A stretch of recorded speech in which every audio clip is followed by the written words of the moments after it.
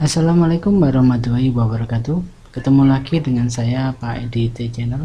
Kali ini saya akan membahas mata pelajaran simulasi digital, yaitu SIMDIK pertemuan kedua untuk kelas 10 semester 1. Kali ini membahas tentang perangkat-perangkat komputer, khususnya hardware. Ada banyak yang akan kita bahas di sini ala Pak Edi T Channel. Langsung saja, kita bisa memperhatikan ada beberapa brosur di sini. Anda bisa melihat ini ada beberapa komputer rakitan, di mana spesifikasinya kalau Anda bisa lihat itu ada A4 5100 quad core prosesor, terus ada mainboard, ada memori 2 GB DDR3, terus hard disk 160 GB, terus keyboard, mouse standar, casing standar 450 watt, sama monitor 16 inch. Nah, apa sih ini? Nah, ini akan kita ulas nanti di belakang, itu menjelaskan tentang apa saja ini. Yang berikutnya ada juga ini, termasuk ada laptop ini. Anda bisa lihat spesifikasinya bahwa di sini tertera prosesornya adalah Core i5 Core i5, RAM-nya adalah 4 GB, sedangkan HDD atau hard disk itu adalah 320 GB, sedangkan layarnya adalah menggunakan layar besarnya adalah 14 inch. Nah, apa itu? Nah, spesifikasi ini sebenarnya mengarah pada beberapa perangkat hardware. Kalau di komputer, perangkat hardware pertama mungkin yang gampang dulu, yaitu yang pertama adalah keyboard. Nah, keyboard adalah alat input atau masukan yang digunakan untuk mengetik informasi ke dalam komputer dan menjalankan berbagai instruksi atau perintah ke dalam komputer.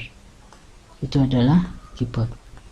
Nah, sebenarnya jenis-jenis keyboard itu kalau berdasarkan konektornya atau colokannya, ya, tempat untuk memasangnya ke CPU itu ada 3. Yang pertama ada keyboard PS2, ada juga keyboard USB, dan ada juga keyboard yang tanpa kabel atau keyboard wireless.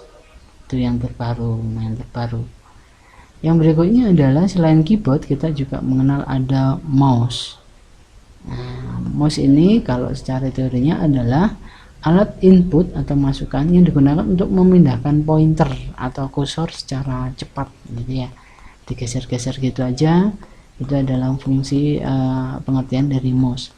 Sama halnya dengan keyboard, bahwa jenis-jenis mouse berdasarkan konektornya itu ada 3 juga, yaitu ada mouse yang PS2 yang melingkar, gitu ya. Ini yang lama-lama itu ada tipe PS2 melingkar begitu. Nah, terus yang kedua adalah mouse USB yang kotak, itu adalah tipe USB. Dan yang ketiga adalah mouse wireless atau tanpa kabel. Nah, selain mouse kita mengenal monitor. Nah, monitor secara teorinya adalah perangkat keras yang dipakai untuk menampilkan output data grafis. Jadi yang ditampilkan di monitor yang berasal dari sumber-sumber data grafis seperti CPU atau satelit. Nah, itu adalah monitor. Jenis-jenis monitor berdasarkan layarnya itu dibagi menjadi 4. Itu ada monitor CRT atau monitor tabung seperti yang dulu itu, yang lama-lama itu yang bukan tipis. Nah, itu adalah monitor tabung atau CRT. Yang kedua adalah monitor LCD yang udah mulai tipis, gitu ya. Masuk monitor LED, dan juga ada monitor plasma yang agak terbaru, nah, tipe itu. Nah, selain monitor kita mengenal di dalamnya CPU, Central Processing Unit. Ini adalah perangkat keras yang berfungsi untuk memproses data utama dalam sebuah komputer. Praktis ini harus ada ya CPU ya. Di dalam CPU itu terdapat banyak sekali, ada hard disk, ada RAM, ada prosesor, ada motherboard, banyak sekali. Nanti kan kita bahas satu persatu. Ada power supply, ada CD-ROM, ada baterai CMOS, dan juga ada casing, ya.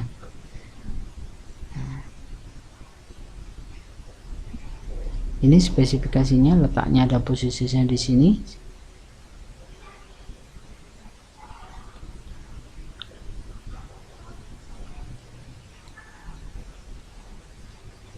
Baik, bisa diperhatikan. Ini cukup. Kita lanjutkan lagi. Nah, kita bahas satu persatu dari komponen yang ada di CPU ini. Nah, di dalam CPU itu ada hard disk atau biasanya disingkat dengan HDD. HDD berfungsi untuk perangkat penyimpanan data. Untuk menyimpan ya, yang digunakan untuk menyimpan data permanen dan mengambil informasi digital menggunakan cakram yang dilapisi dengan bahan magnetik, gitu ya. Jadi alat untuk menyimpan data permanen itu adalah yang di dalam komputer adalah hard disk atau HDD. Nah, jenis-jenis hard disk ada banyak, ada ATA, ada SATA, ada SDSI, ada SAS, ada SSD, ada SSHD gitu. Nah, yang terbaru ada yang tipe SSD itu ya. Nah, sedangkan kapasitas hard disk itu ada macam-macam. Kita mulai dari 10 GB, 10 tambah 10 itu 20 GB, 20 tambah 20 40 GB, 40 tambah 40 80 GB, 80 tambah 80 160 GB, 160 tambah 160 320 GB, 320 tambah 320 640 GB. Sebenarnya di bawahnya 320 GB muncul 250 GB. Nah, 250 GB ditambah 250 GB sama dengan 500 GB. Dan yang berikutnya 500 tambah 500 GB itu sama dengan 1 tera. Ini adalah contoh-contoh hard disk tipe yang dulu itu tipe SATA, ada ATA juga. Nah, adalah kita mengenal tentang RAM, Random Access Memory. Ini agak berbeda dengan RAM memori yang ada di HP. Kalau RAM di komputer itu berfungsi untuk tempat penyimpanan data sementara atau electric program sementara pada komputer, gitu ya. Kalau memori di komputer itu juga berfungsi sebagai kecepatan komputer, maka semakin besar RAM-nya maka komputer itu akan semakin cepat. Kalau memori di HP kan biasanya cenderung untuk daya tampung. Nah, sedangkan daya tampungnya komputer itu hard disk tadi, gitu ya. Kalau memori di sini untuk secara umum sebenarnya untuk menambah kecepatan. Nah, jenis-jenis hard disk ada macam-macam, mulai dari awal dulu ada DRAM, ada RDRAM, ada SDRAM, ada DDR, ada EDORAM, ada FPM, DRAM, ada SODIMM. SODIMM ini biasanya untuk di laptop. Sedangkan saat ini mungkin yang ada DDR2 ya. Nah, DDR3. Nah, itu ada yang tadi di brosur tadi ditampilkan adalah DDR memori tadi. Nah, di brosur laptop tadi ada menunjukkan bahwa DDR3 yang di brosur di depan tadi. Nah, sedangkan kapasitas dari RAM adalah ada macam-macam. Yang awalnya itu kelipatan 8, kita lihat 8 ditambah 8 ini 8 mega, 8 ditambah 8 16 tambah 16 32 tambah 32 64 tambah 64 128 tambah 128 256 tambah 256 sama 512 MB. Nah, 512 ditambah 512 itu kan 1000 lebih dari MB, 1000 MB lebih, maka dibulatkan menjadi 1 GB. 1 tambah 1 2 GB, 2 tambah 2 4 GB. Anda perhatikan di sini bahwa pecahan ya kelipatan 8 gitu, berlipat-lipat begitu. Maka kalau misalkan RAM di sini Anda lihat, mungkin kalau yang satu keping besarnya 3 itu tidak ada, kecuali kalau satu keping 1 GB ditambah dengan 2 GB, maka total menjadi 3 GB. Apakah komputer itu Anda ditambah bisa baik komputer maupun laptop, asal ada slotnya untuk memasangnya, maka RAM-nya bisa ditambahi. Maka kemungkinan besar kecepatan dari komputernya itu juga akan semakin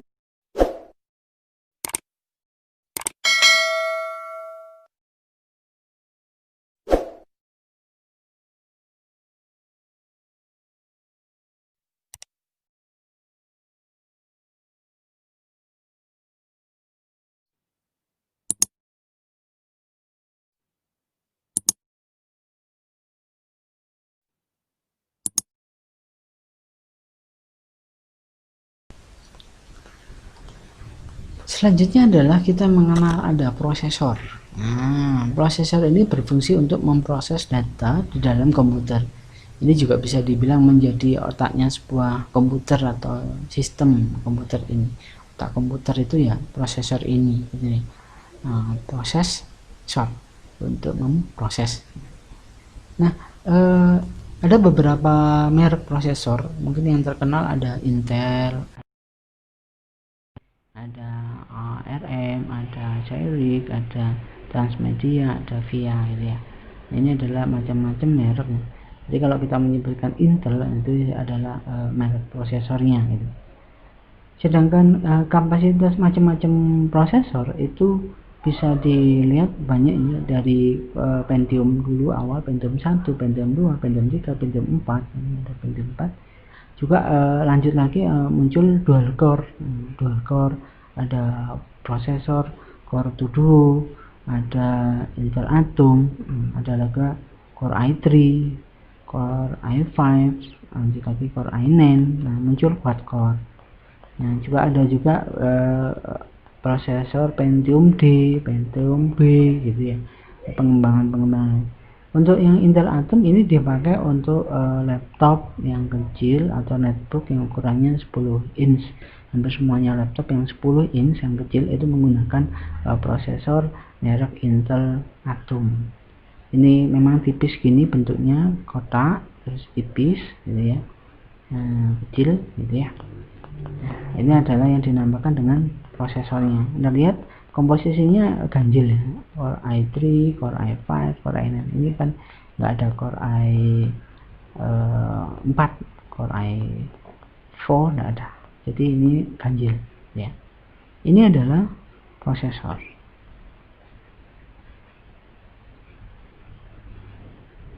Selanjutnya adalah perangkat namanya motherboard. Mungkin mother itu induk, board itu papan induk.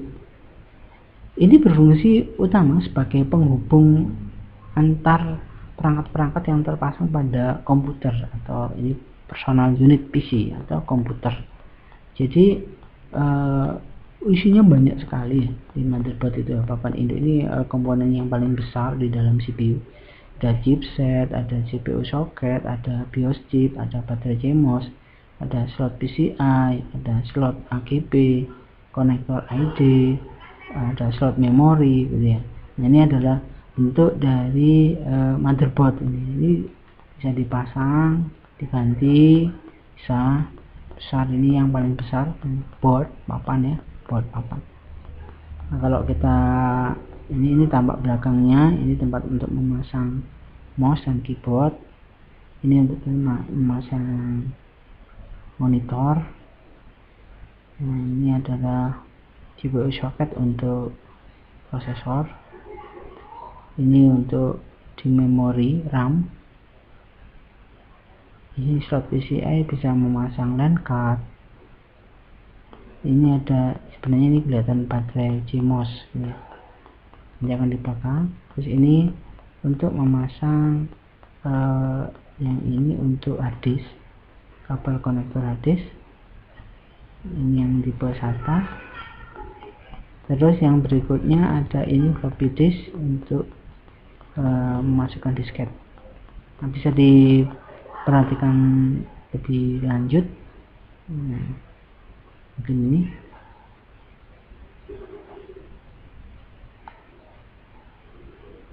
Ya, ini adalah motherboard.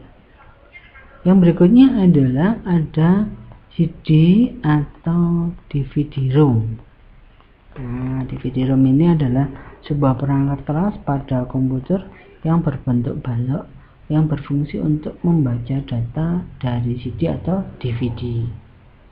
Nah, macam-macamnya ada CD-ROM, ada CDR-ROM, ada DVD-ROM. Jadi memang tempatnya memasangnya itu bermacam-macam. Kalau hanya untuk bisa CD-ROM ya hanya bisa CD-ROM, nggak bisa untuk CDR gitu ya kan.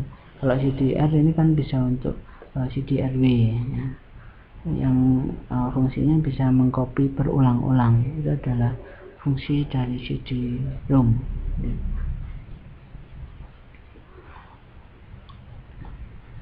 Yang berikutnya ada power supply.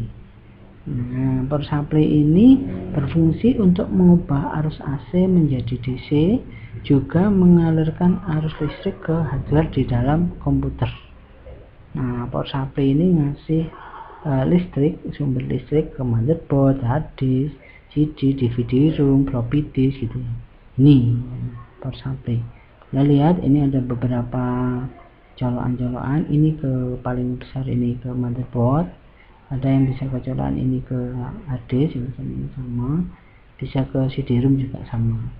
Ini lubang yang hitam ini untuk kabel yang langsung ke listrik. Nah, ini.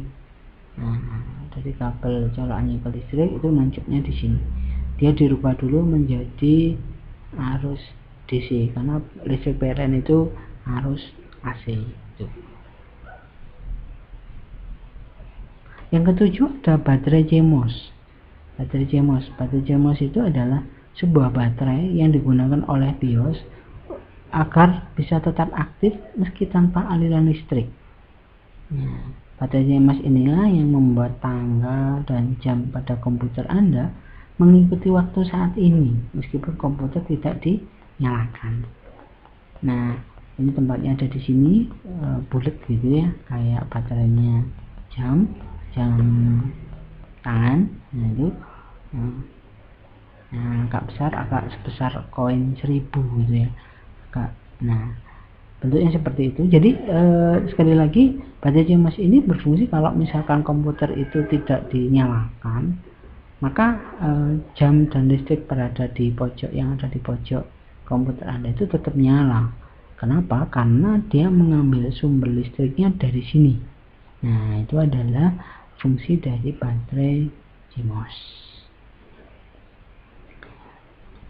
Kalau ini bisa diganti, jadi maka kalau komputer itu sudah lama nggak dipakai, maka baterai ini akan lama-lama habis karena dipakai untuk komputer, untuk baterai jam di komputer. Berikutnya lagi ada kipas pendingin atau fan processor. Nah, ini berfungsi untuk mengeluarkan panas dan membuat suhu prosesor tidak panas. Nah, ini contohnya. Nah, biasanya dipasang di atasnya prosesor. Nah, yang ini punyanya laptop ya.